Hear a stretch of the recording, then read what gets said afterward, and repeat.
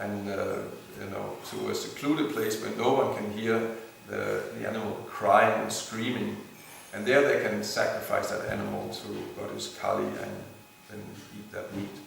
That's also there.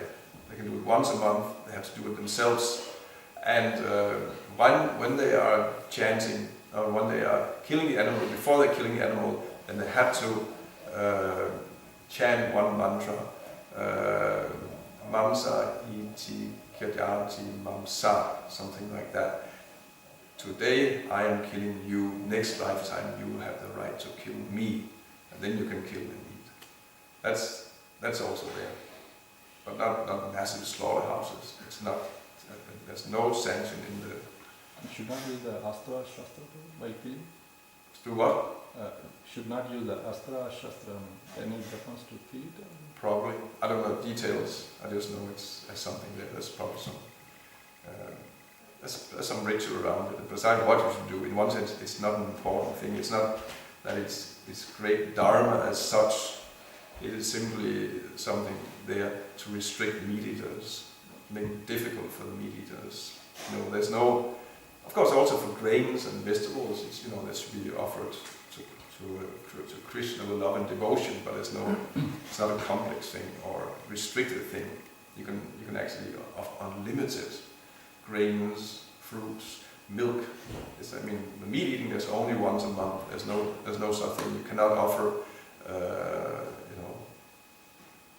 there's unlimited, like in Jagannath Puri. What is it? 54 offerings a day.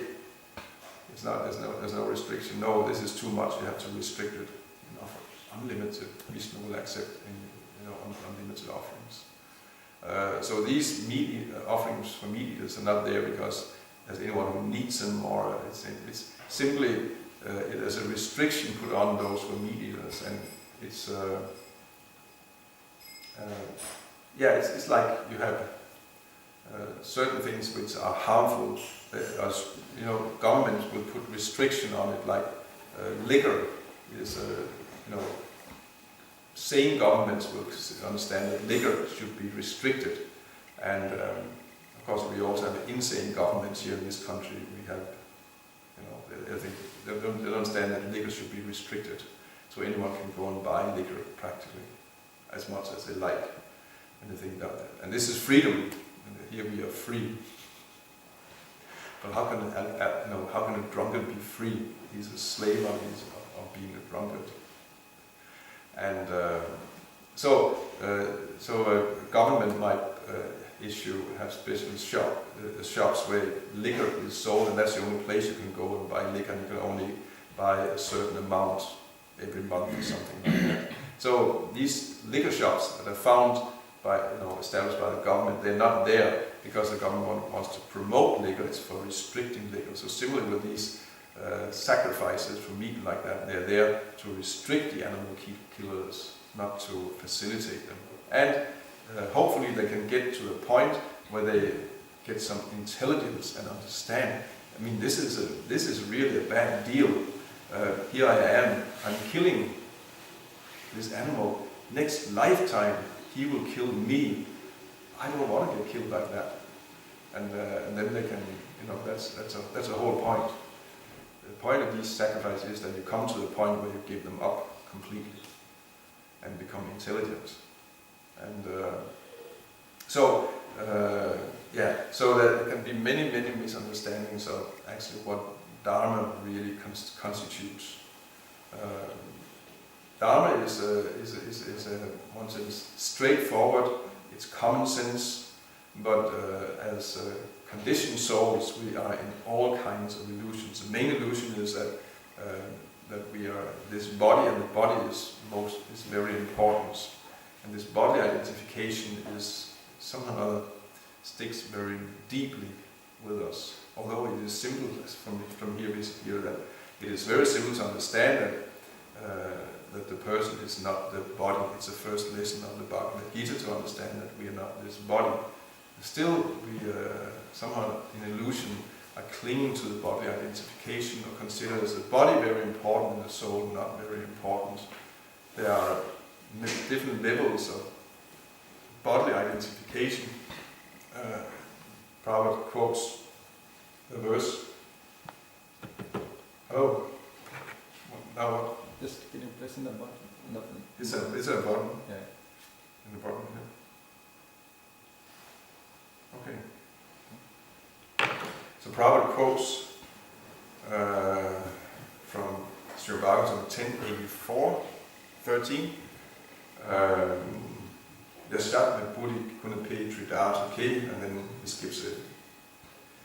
The last 3 lines and then Sahiva Gaura. But there's several symptoms given of someone in illusion being in bodily identification. One is to think that this body, which is simply made of 3 elements, Kapha, Pitta and Vata, bile, mucus and air, just material elements. That to think that this is oneself, this is me, that is the first illusion. But also there are other, the bodily identification it takes other forms. For example, to think the place where I was born is worshipable. I'm very proud of being a Dane, and we are very proud of, of Denmark and like that. And that's about, one thinks that the place where one was born is worshipable. That's another symptom of the body identification, because the place we're born has nothing to do with us. It's just in this lifetime I happen to be born here, where I was born in my previous lifetimes, I've been in so many places, and next lifetime, who knows where I will be born. So that's another thing, to identify with the place where we're born as, this is my identity, and one is very proud, and one becomes a great nationalist and fight for the cause of one's nation against the inimical nations. It's very prominent nowadays that, there are nations fighting with each other, but the soldiers, they are so convinced, we are fighting for our nation against our enemy. And then they get killed, these soldiers, and then they might even switch roles. And next lifetime, the Danish soldier, he's born as a German, and then they can fight against the, because that's the latest battles here we had. Of course, we hadn't had war now. Amazingly, how can that be? There's been no war in this part of the world since how many years now? 70 years, close to 70 years. That's very unusual. It's I don't know when we last had a period, if you look back over the last 1,000 years, when there hasn't been a war for 70 years. These places are war-torn because of the prominence of the mode of passion and ignorance. But somehow or other, but that was, then there was war, several wars between the Danes and the Germans. And the soldiers, definitely, those who were killed, because they were so absorbed in their enemy, so they might easily have taken birth as a next lifetime Germans and then fighting against the Danes and whatever like that. Just goes forth and back. That's one part of the illusion. Another illusion is to consider religious rituals simply goals in themselves, or you go to a holy place simply to take a bath in a river, but you don't go and actually listen to the great self-healer souls who live in the holy places. And that verse says cows also take bath in the holy place, in the rivers and the holy places, and of course they benefit. There's definitely some benefit in bathing in the holy rivers, the Ganges, Yamuna, Godavari, Narmada, Krishna, and what all the holy rivers are. But there's some benefit. We should not say there's no benefit. Actually, Ganges is very special. But still, the cows also bathe in the Ganges. Human beings have this special ability to actually go and take instruction from the great souls who are listening there, and they're there, who are the actual tirthas. Tirtha means holy place of pilgrimage. And great devotees are also known as tirthas. They are walking places of pilgrimage. And one should go to a holy place and listen to the great devotees and get some instruction that is relevant in one's life, and then one should practice it. That's otherwise one is no better than a cow. One simply goes to a holy place, travels, hundreds and thousands of kilometers and so on, and one just comes and bathes in the river. That's it's the intelligence of a cow. Shastra is meant to give us, like we have here, scripture is meant to give us intelligence. We should learn how to base our life on actual intelligence, and not be absorbed in the bodily conception of life. Also, for example, thinking that my only dharma, my only duty in life is to work hard to maintain the body. That's another kind of illusion also. It's very prominent in the modern world. We are working hard. We are taking enormous education. Life has become complex in the modern world. Previously, you would grow up and your father would, you would just take the job your father had. And when you were 12, you were already nicely, trained and so on. You could be a good farmer, you could be a good craftsman, or maybe a Brahmin, and so on. But nowadays it has become so complex. We think it's advanced, but it's not advancement. It's just making things more and more complex for everyone. And we have to study and so on for the sake of maintaining the body. And sometimes we spend, how many years do we spend just to be educated, so afterwards we can get a job, so we can get money, so we can eat, so we can maintain the body. That's the modern world. And we become so preoccupied with that. It's there, it has to be, it's part of life. It's not said we should not be,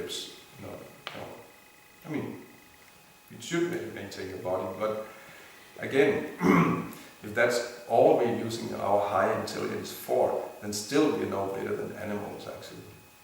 The human form of life is particularly meant for freeing the soul from its captivity in repeated birth and death. We actually have an opportunity as human beings to break the cycle of samsara, break the cycle of repeated birth and death. We are eternal, the body is temporary. We can get out of the cycle of birth and death. That should be the goal of our human form of life. We should be, it's fine to be, actually we should be goal-oriented. That's, Bhagavad Gita says that,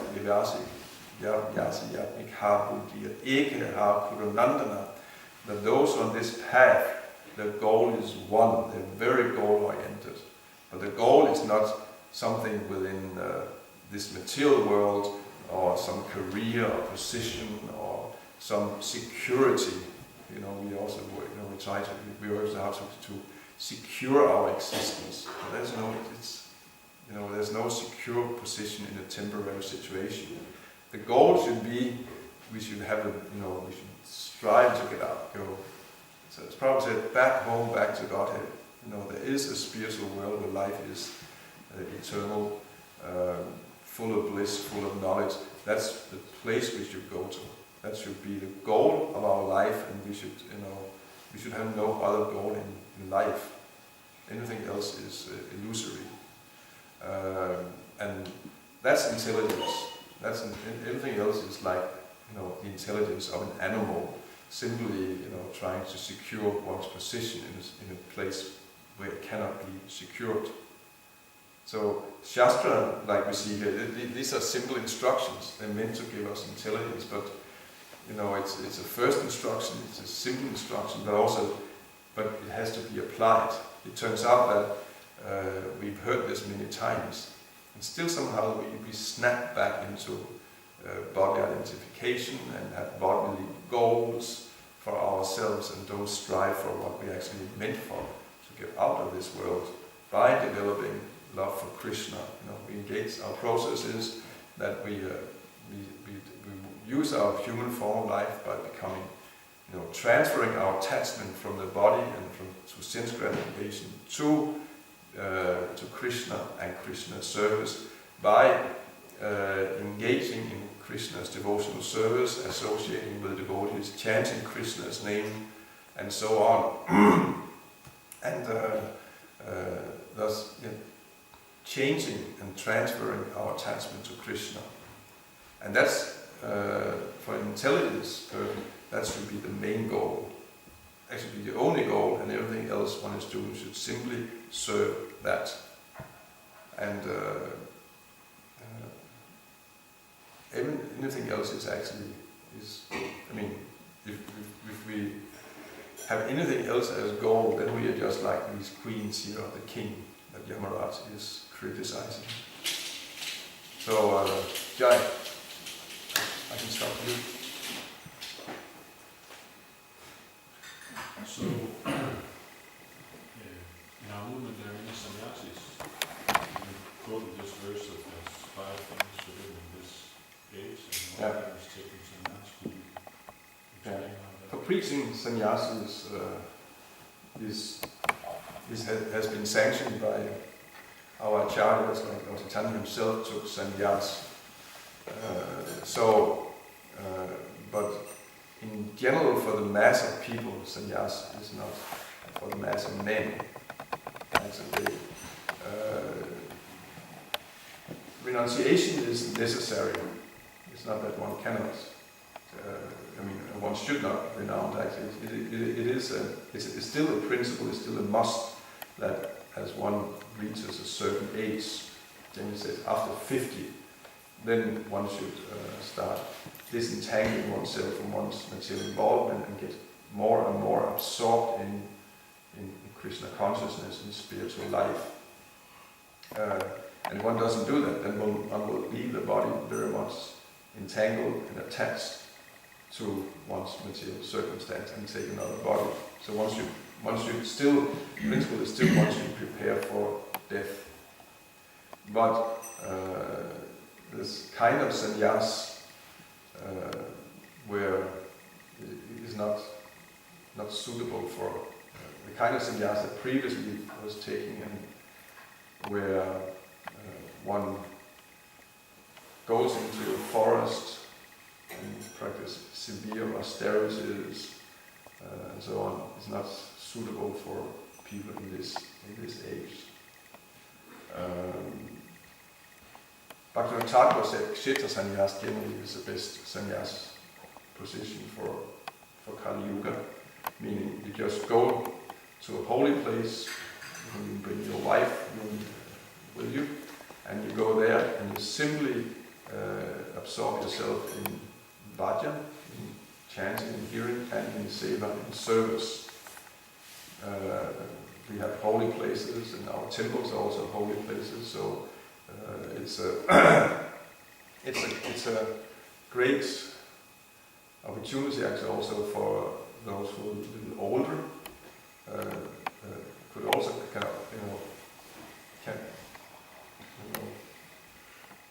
can go and should. Many actually, it's a great opportunity for many little older devotees to go back to the temples they may have joined at one point or was part of, or maybe never was part of, but go there and then again simply become regular temple residents and completely absorbed in devotional service. That's a very secure position to leave the body from. And temples are tirthas. This temple is a tirtha. Prabhupada mentions that in the Bhagavatam, that wherever ISKCON has temples, that's also a holy place of pilgrimage. Wherever deities are worshipped in ISKCON, these are tirthas. So one can go there and simply be part of the whole, service in the temple, and that's a very good way of renouncing and taking sannyas. But the sannyas, which either involves a lot of austerity, and when one becomes very isolated, is not really suitable. Sannyasis are generally isolated, have no connections to anyone, they just move around. And but for most of us, that kind of lifestyle we're not able to sustain, and we will fall down either into some embarrassing situation where we simply fall back into family life again, or illicit connection, or we just become useless bums on the street who will not really be absorbed in spiritual life, but simply begging around to fill one's belly. And I think so I understand there are many who are like that, but they're not really, they're not absorbed. It's, one has to, renunciation is not enough on its own. One has to come to the point of being absorbed in Krishna, not just detached. And renunciation, sannyasa is not really suitable for most of us. Then there is this, of course we do have sannyas, because sannyas is a very highly respected order. So for the sake of preaching, sannyas is there. Lalitanatha took sannyas because it was what was respected in society. There were sections of society that would not listen to him because they didn't respect him. He didn't have the proper title. So then he took the title of sannyasa, they would also listen to him. Sometimes we have devotees, for example, going and taking Monday education and getting a PhD and so on, because in the academic world nobody will listen to you if you don't have a title. So some devotees actually go and take titles so they can preach to the academics. This is absurd, because academics should work on intelligence actually, and then the intelligent person just can give something intelligent spoken, will accept it. But they are the ones often who are most attached to body designations, such as titles. So some devotees do take titles like that to be able to preach. Similarly, Lord Chaitanya took the title of sannyas so that he could preach. And other devotees also, doing that to get the necessary respect. And also, sannyas, of course, is a particular way of, it's an ashram, it entails a particular lifestyle where one has no so-called material obligations or involvements, but is completely free to preach and so on. So the Hare Krishna movement needs persons who are able to, who do nothing but simply preaching. So for that sannyas, that kind of sannyas is still accepted, but again, it's also dangerous. And we have seen that in many cases that many are not able to sustain that, and either fell down from sannyas or lost, in some cases, their sanity or something like that. So that has to be, even that kind of sannyas for preaching has to be very carefully, it's very restricted today. Today it's there's a whole procedure if you want to take sannyas, and I say most will not take the formal order of sannyas, but we should become renounced, definitely. We should become actually sannyasis. We should know the real. Actually, sannyas is for everyone, even women, even children. Should be a nasrita, kama palam kayam kama karotiya. One should not be attached to anything, but still act as one is obligated to do for Krishna's service. That is sannyas. Arjuna heard Bhagavad Gita from Krishna, but when it comes to when his son was killed, and then why he got lamented so much, Abhimanyu, when he was killed in Padma Vyuha, and he wanted to commit suicide actually, Arjuna. Yeah. What was that? Was he not self-realized? Was he not self-realized because he lamented Abhimanyu's death?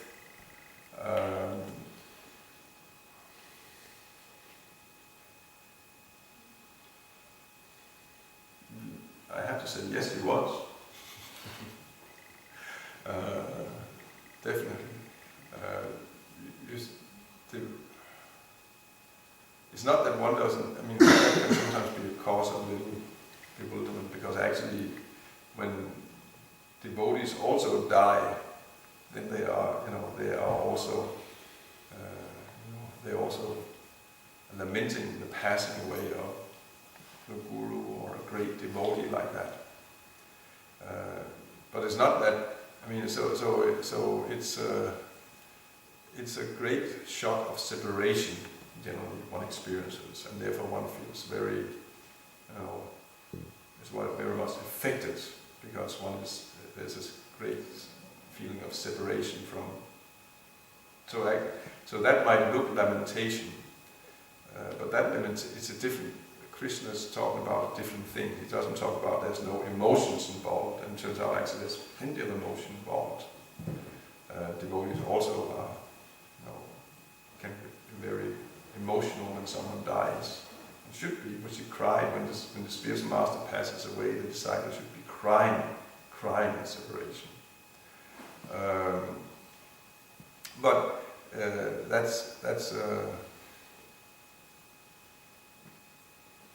that is due to separation. It's not that one feels, now poor Abhimanyu does not exist anymore. And so actually, Abhimanyu was fine. He was killed, but Arjuna was, first of all lamenting just the separation, and also that he was killed in a way that was against Dharma. And that's why, he was also so angry about it. He was killed irreligiously. He was there, and 9 generals, I think, had to band against him and go and actually even kill him irreligiously. I think he was finally killed from behind, wasn't he? Mm-hmm. Yeah. So that for that Arjuna got so angry. I mean, there was a loss, but if it had been a religious fight, then Arjuna wouldn't have become so angry. That's generally, sometimes I'm out to funerals. I've been called out on some occasions to funerals, and then I generally speak on that also, that we do not lament for the passing away, but we still feel sorry because we are missing, and that's that we should feel. If we don't feel that we're missing the person and we don't feel like separation, then actually there's something wrong with us. But we should not cry for that. He doesn't exist anymore. What a loss. He's existing, and actually he's probably ultimately, probably we should lament more for ourselves and our state, our situation, than for the one who passed away in many cases. Because in some cases also, we can also lament for,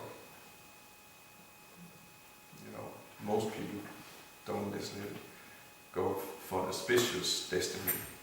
So we can also lament a little about that, for that, although that might not be stated in the cremation ceremony where but generally we know what is such a situation, at least from my side, I say that he's now in the hands of Krishna, and so he's fine. He's in the hands of Krishna. Wherever Krishna wants to put him, he's now gone there, and we should actually think about ourselves. This is also Yamara's instructions to his queens. You are lamenting that he died. What about you? You are also going to die soon. What about that? That should be what we should really become conscious of when we go to a funeral or see someone die. We understand we are the next ones. Very soon we are going to die.